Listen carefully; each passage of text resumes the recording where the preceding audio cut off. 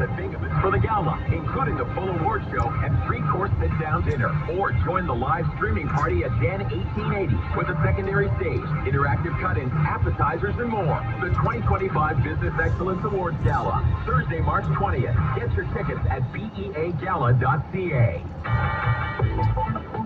With sales of Teslas slowing for the first time in a decade, the EV maker needs a new revenue source, and that means a ride-hailing service. Tesla has always talked about getting into the ride-hailing business and take on not just Uber and Lyft in terms of ride-hailing, but Waymo, in that eventually they will be autonomous ride-hailing. That's Bloomberg senior reporter Dana Hull, who reports Tesla is now seeking a license in California to start picking up passengers. But this is not a robo-taxi like Google-owned Waymo offers. Initially, at least, these will be vehicles with drivers in them. Tesla does not have a fully autonomous car on the road yet, nor does it have a permit to do that. So it'll be interesting to see, when this potentially rolls out. But that permit may still be a long way off, and until then, Tesla continues to work on its driverless autos as well as that ride-hailing service as sales of its EVs falter. Tom Busby, Bloomberg Radio. CKGL AM Kitchener. A Rogers radio station. 570 News Radio. 570 News Radio Business is brought to you by Cohen Hiley.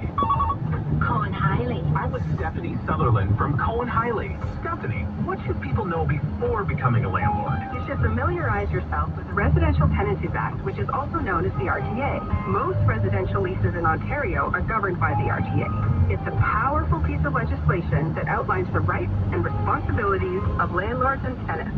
It overrules all other legislation in Ontario, except provisions are not enforceable. Can a landlord collect application fees or damage deposits? Has lapped his opponents in fundraising figures by millions of dollars. Produce drinking water. While the first phase of the ceasefire ended last week, Israel has been pressing Hamas to accept an extension, while Hamas has been pressing the start of negotiations on the ceasefire's more difficult second phase instead.